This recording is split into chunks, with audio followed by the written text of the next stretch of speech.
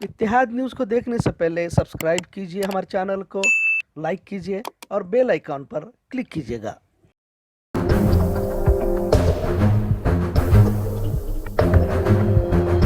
अस्सलाम वालेकुम रहमतुल्लाहि व बरकातुहू। इत्तेहाद न्यूज़ में आप सभी का खैर मकदम है।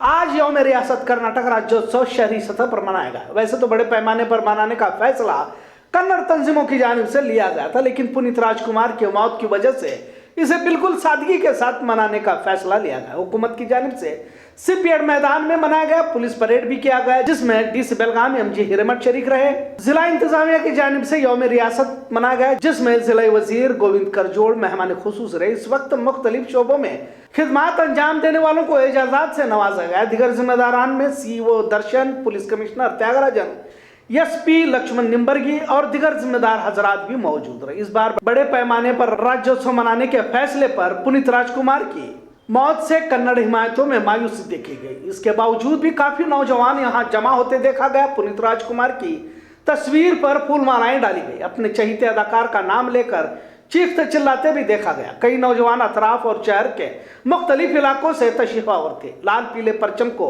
चेहरे पर लगाए भी कई सारे अफराद नजर आ रहे थे, जिसमें लड़कियां भी मौजूद थी। लिहाजा डीजे पर पुनीत राजकुमार के गाने की धुन पर नाचते भी कईयों को देखा गया। नौजवानों की बढ़ती भीड़ के मद्देनजर आखिर पुलिस को दखल देते हुए भीड़ को हटाना पड़ा।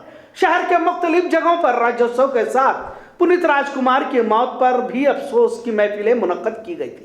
इन तमाम जश्न मातम के महफिलों में कुछ बात अधूरी महसूस की जा रही थी, जिसका एहसास हर एक भारतीय को मुल्क हिंद के शहरों को होना चाहिए था। पर अफसोस के साथ कहना पड़ता है कि जानते हुए भी सभी अनजान बनते देखा जा रहा है। ना सिर्फ रियासत बल्कि कर्नाटक का नाम पूरी दुनिया में जिस बुलंदी पर पहुंचाने में शेर का हिस्सा रहा, उस शेर मैसूर टीपू सुल्तान को जानबूझकर नजरअंदाज किया जाता है। कुछ सियासी भेड़ियों ने इस शेर को नजरअंदाज कर इसे ही बदनाम करने की कोशिश को जारी रखी है। हमें फिरका परस्तों से शिकायत नहीं, बल्कि अपने आप को सेक्युलर कहलाने वाले पार्टियों से शिकायत है, जो आज के दिन टीपू सुल्तान पर भी गुनों की बारिश होनी चाहिए थी। इस तस्वीर को, इस नाम को नफरती मंसूबों के तहत हटाया जाता है। आखिर क्या बात है कि एक अरसे से तो टीपू सुल्तान का नाम लिया जाता रहा, लेकिन जब से भाजपा या फिरका परस्त इक़्तिदार पजीर हुए तो टीपू अब दुश्मन नजर आने लगा। वैसे तो पहले हर कन्नड़ के इजलासों में टीपू सुल्तान नजर आया करते थे। स्कूलों में दीवारों पर टीपू सुल्तान शहीद की तस्वीरें लगा करती थी, लेकिन अब धीरे धीरे इस नाम को मस्क करने की कोशिशें कुछ फिरका परस्त ज़हनियत के लोगों की जानिब से किया जा रहा है। उस शख्स की कुर्बानियों का तस्वुर भी इनके बस की बात नहीं है। लिहाजा आज के दिन इस शेर हिंद को इस तरह बुलाना, भले मजहबी तशद्दुद और मफाद के तहत बुला रहे हो, लेकिन उस अजीम मुजाहिद आज़ादी की कुर्बानी को हर हाल में भुला नहीं पाओगे। कभी इसी राज्योत्सव के दिन टीपू सुल्तान की झांकी भी नजर आया करती थी, लेकिन महज मुट्ठी भर लोगों के दबाव में आकर मखसूस माशरे को दबाने की कोशिश वक्ती तौर पर तो कामयाब नजर आ सकती है, लेकिन टीपू सुल्तान की तारीख को इस तरह मस्क नहीं किया जा सकता।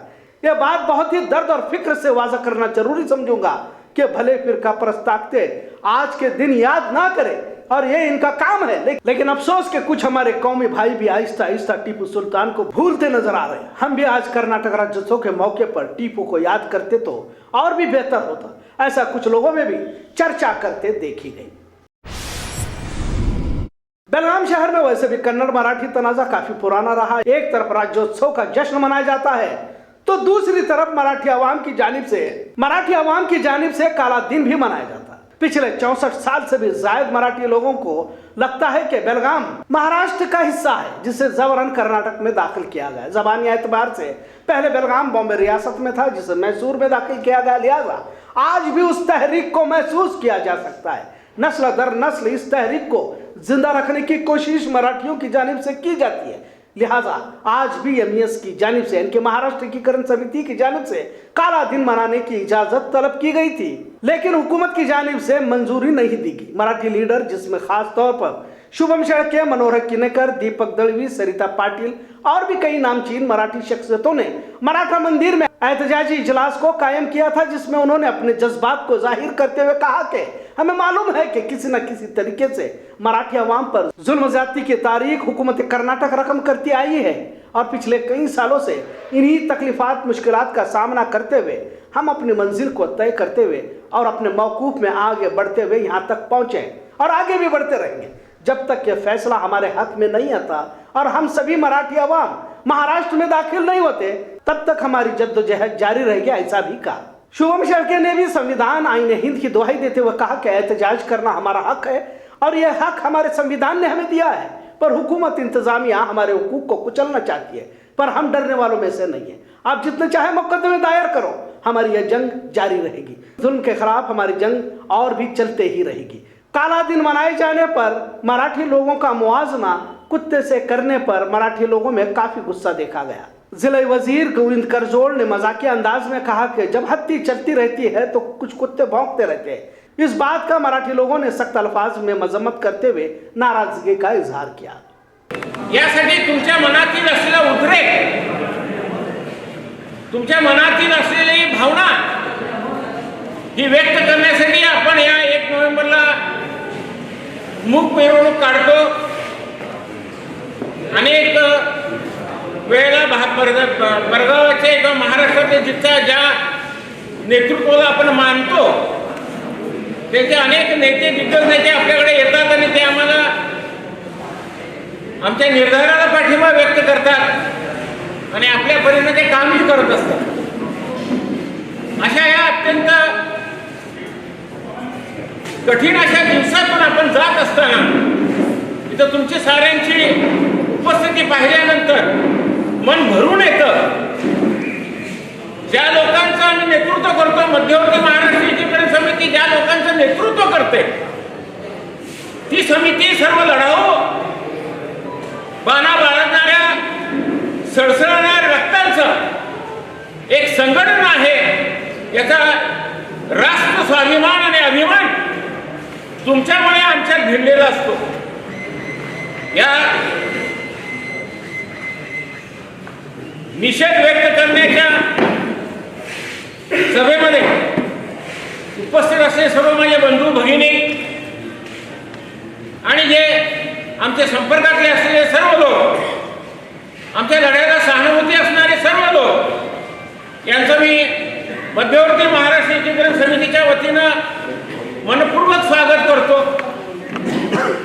गेली 8-10 दिवस आमच्यावर विविध तऱ्हेची दडपण आणून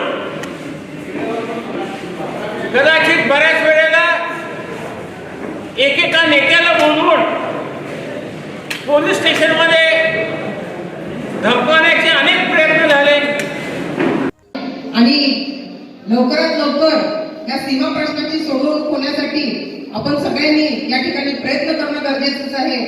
आणि जो त्यांनी छोटासा बोर्ड त्या ठिकाणी पाठवलेला आहे, हक्काने त्या ठिकाणी आम्ही कमान महाराष्ट्र एकीकरण समिती महाराष्ट्रवासी लढू अशी कमान लावण्याची ताकद आपण त्या ठिकाणी निर्माण केली गेली पाहिजे।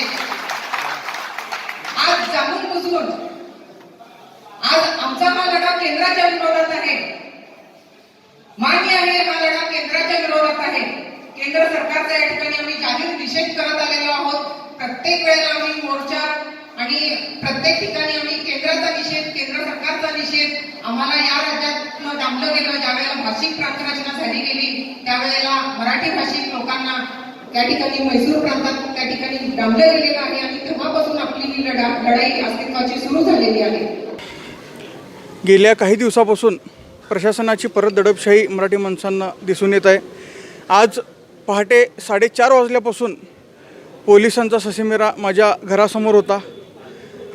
वेगवेगळी कारणं देत या सभेला येण्यासाठी मज्जाव करण्याचा प्रयत्न ते करत होते। त्यांना आम्ही काय चुकीचं करतोय ते तरी त्यांनी आम्हाला सांगावं। गेल्या 64 वर्षापासून भाषावर प्रांतरचनेच्या नावाखाली मराठी भाषिकांवर जो अन्याय झाला त्याचा विरोध करण्यासाठी म्हणून आम्ही त्यावेळेच्या केंद्र सरकारचा निषेध करण्यासाठी म्हणून आम्ही लोकशाही मार्गाने 64 वर्ष हा दिवस काळा दिन म्हणून पाळतोय। आम्ही हे करत असताना कधीही कन्नड भाषिकांच्या विरोधात बोललो नाही, कधी कर्नाटक राज्याच्या विरोधात बोललो नाही, कुठल्या व्यक्तीच्या विरोधात बोललो नाही। आम्ही फक्त आमच्यावर झालेला अन्याय सातत्याने सांगत असतो। असं असताना मराठी माणसांना त्यांच्या अभिव्यक्ती स्वातंत्र्यावर सुद्धा हे प्रशासन गदा आणतंय। जे अधिकार आम्हाला घटनेने दिले त्या घटनेने दिलेल्या अधिकारांची पायमल्ली केली जाते। आम्ही या संविधानानं दिलेल्या अधिकारांसाठी झगडत असताना या संविधानाचीच कुठेतरी पायमल्ली केली जाते। हे कुठेतरी थांबलं पाहिजे। मी त्यांना प्रश्न विचारला असता मी चुकीचं काय करतोय, बेळगाव महाराष्ट्राचे म्हणून तुम्ही कसं फिरू शकता असं त्यांनी विचारलं. या चुकीचं काय आहे? बेळगाव हा त्यावेळेच्या बॉम्बे राज्याचा भाग होता. बॉम्बे हे महाराष्ट्र आहे. तो अन्यायानं मग कर्नाटकात डांबण्यात आला आणि तो भाग सोडवण्यासाठी आजपर्यंत मी झगडतोय. बेलगाम सुवर्ण साउथ में विंटर सेशन लेने की मांग एक बार फिर बसवराज होराट्टी ने की है. नवंबर के आखिरी हफ्ते में या फिर दिसंबर पहले हफ्ते में अधिवेशन लेने का मशवरा वजीर आला बसवराज बोम्मई से किया हुआ है, जिसमें उन्होंने मंजूरी भी दी है, ऐसा उन्होंने कहा. लेकिन ये भी सच्चाई है कि एक अरसे से बेलगाम में किसी तरह का अधिवेशन मुनक्कद नहीं किया गया.